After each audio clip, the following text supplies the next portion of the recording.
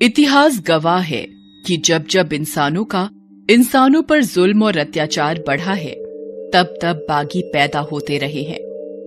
उनमें से कुछ जाने पहचाने होते हैं, कुछ गुमनाम तो कुछ बेनाम। इस कहानी का बागी गुमनाम तो है, मगर बेनाम नहीं कि हवेली पर धावा किया जाए। साहूकार की हवेली का दृश्य है। हवेली के चारों ओर साहूकार के आदमी बंदूक लेकर पहरा दे रहे हैं। हवेली के अंदर साहूकार, उसका बेटा और मुनीम बैठे हैं। सरकार, रंजीता बागी हो गया है। उस दिन इतनी मार खाने के बाद भी वो जिंदा बच गया है। मुझे तो डर लग रहा है कि कहीं वो यहाँ भी हमला न कर दे।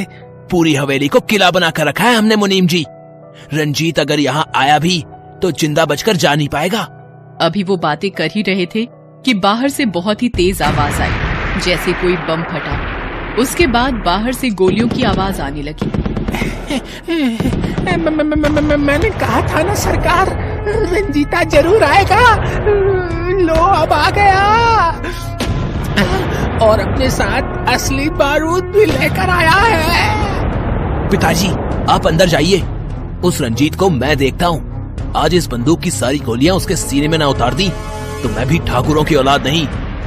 साहूकार और मुनीम अंदर भागते हैं और शक्ति सिंह बंदूक लेकर बाहर आता है।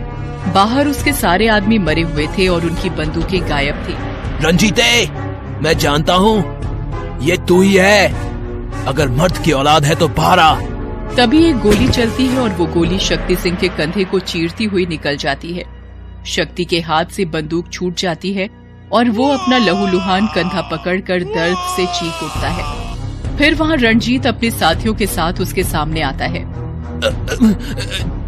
छोड़ दे रंजीते, मत मार मुझे। देखा नाहर दादा, मौत को सामने देखकर सारी ठकुराई निकल गई। अभी रंजीत नाहर सिंह से बात ही कर रहा था कि इतने में मौका देखकर शक्ति सिंह वहाँ से भाग गया। देख रंजीते, खेतों की ओर भाग रहा है ये कमीना। अब सोच क्या रहा है?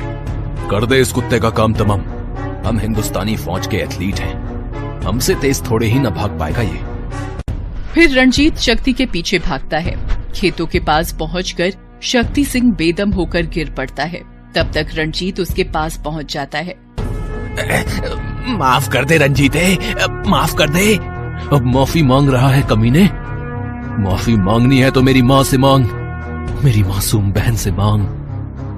मगर उनसे माफी मांगने के लिए तुझे उनके पास जाना होगा। शक्ति सिंह तेरे पास आ रहा है माँ, उसे माफ कर देना माँ। फिर रंजीत की बंदूक गरजती है, धाई धाई, और 2 गोलियां शक्ति सिंह का सीना चीरते हुए धरती में समा जाती हैं। इसके बाद रंजीत वापस हवेली जाता है। वहाँ उसके आदमियों ने साहूकार के बाकी आदमियों और मुनीम को भी मार डाला था। साहूकार के सारे बही खाते उन्होंने बाहर निकाल लिए थे। रंजीत जाकर साहूकार को एक लात जमाता है और कहता है, चल ठाकुर, उठा अपनी इस पाप की गठरी, अपने इन बही खातों को, जिन्होंने न जाने कितने गरीबों का खून पिया है और उसके मांस के लोथड़ों से अपनी भूख मिटाई है। चल उठा इन्हें। साहूकार डरते डरते अपने बही खातों को अपने बगल में दबा लेता है। 1 मिनट ठाकुर, चल अपने जूते उतार और अपने सर पर रख। चल। साहूकार कांपते हुए अपने जूते उतारता है और अपने सिर पर रखता है। कुछ याद आया ठाकुर? तुम्हें क्या याद आएगा? तुम्हारी तो आत्मा ही मर चुकी है। रंजीत ठाकुर के सर पर जूते रखवाकर उसे लेकर बाहर आता है। बाहर बरगद के पेड़ के पास रंजीत के आदमियों ने गांव के बाकी छोटे मोटे साहूकारों के बही खाते भी जमा करके रखे थे। रंजीत साहूकार के बही खातों को भी उनमें मिला देता है और उनमें आग लगा देता है। फिर साहूकार को भी उसी बरगद के पेड़ पर फांसी से लटका दिया जाता है। देख लो गांव वालों, ये रणजीत सिंह चौधरी की गैंग है। आज के बाद ना तो इस गांव में कोई साहूकार होगा, ना कोई जमींदार। ये रणजीत सिंह चौधरी का ऐलान है। क्या हुआ रणजीत, तू खुश नहीं है? तेरे दुश्मन तो खत्म हो गए, मगर जमींदारी और साहूकार तो अभी भी जिंदा है ना नाहर दादा। आज भी न जाने कितने नौजवान इनसे तंग आकर हथियार उठाने को मजबूर हो जाते हैं, जैसे कि मैं हुआ था। तो तू करना क्या चाहता है बेटे? मैं जमींदारी और साहूकारी की प्रथा को जड़ से उखाड़ फेंकना चाहता हूँ। इसके बाद रणजीत ने सारे जमींदारों और साहूकारों के खिलाफ जंग का ऐलान कर दिया। वो जमींदारों और साहूकारों को लूटता, उनके बही खाते चलाता और लूटे हुए माल का एक बड़ा हिस्सा गरीबों में बांट देता। सिर्फ राजस्थान ही नहीं, बल्कि मध्य प्रदेश और उत्तर प्रदेश में भी उसके नाम का डंका बजने लगा। वो गरीबों का रॉबिनहुड बनकर उभरा था। गरीब उसे भगवान की तरह पूजते थे।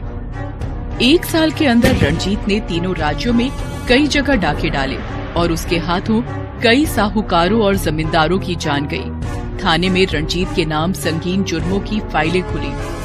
तीनों राज्यों की पुलिस मिलकर भी उसे नहीं पकड़ पा रही थी, क्योंकि कोई भी उसके खिलाफ न गवाही देने को तैयार था और न ही कोई उसकी खबर देने को। रणजीत को पकड़ने का जिम्मा राजस्थान सरकार ने एसपी शमशेर सिंह राणा को सौंपा। राणा भी इन्हीं बीहड़ों में पला बढ़ा था। एक दिन रणजीत और उसके साथी टीले पर बैठे थे, तभी उनके एक साथी ने रेडियो चला दिया। नमस्कार, आज के मुख्य समाचार इस प्रकार हैं। रणजीत सिंह चौधरी की गैंग ने 3 राज्यों की पुलिस की नाक में दम कर रखा है।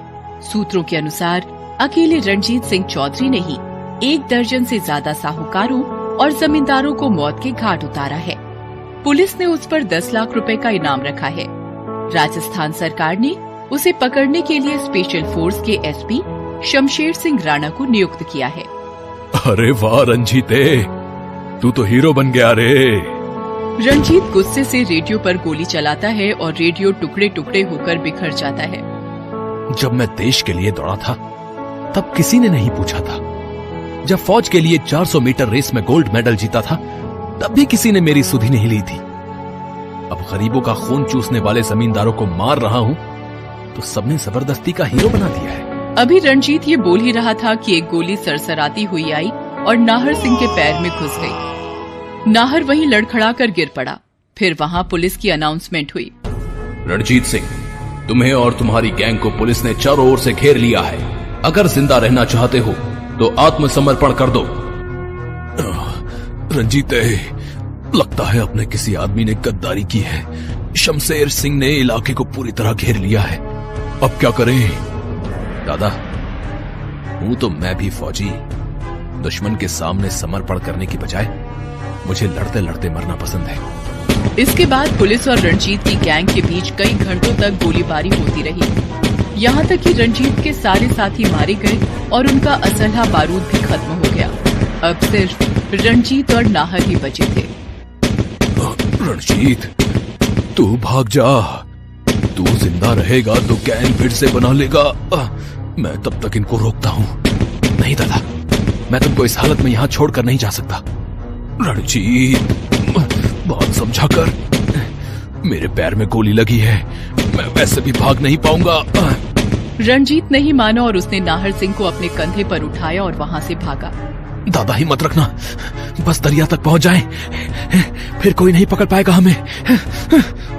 रणजीत भागता रहा। भागते भागते वो दरिया तक पहुंच ही गया। तभी एक गोली आकर उसके पांव में भी लग गई। वो लड़खड़ा गया। तभी दूसरी गोली आई और नाहर के सिर में लगी। नाहर ने वहीं दम तोड़ दिया। रणजीत रोते रोते नाहर को नीचे रख देता है और नाहर के सीने पर सर रखकर कहता है, नहीं दादा नहीं, तुम मुझे ऐसे छोड़कर नहीं जा सकते। अभी रणजीत कुछ और कह पाता, तभी कई गोलियां सनसनाती हुई आई और उसकी पीठ में धंस गई।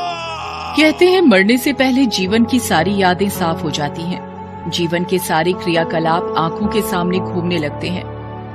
रणजीत के सामने भी उसका सारा जीवन घूम गया। उसे याद आई अपने बचपन की, अपने फौज के साथियों की, अपने मेडल मिलने की खुशी की, अपनी माँ की, मासूम बहन की, मेजर कुलदीप और वो सारे अच्छे पल जो उसने जिए थे। फिर अंत में दिखाई पड़ा चकाचौंध उजाला। ये उसके जीवन का अंत था। नाहर के बाद रणजीत भी लाश बनकर उसके बगल में गिर पड़ा। ये कहानी यहीं खत्म नहीं होती।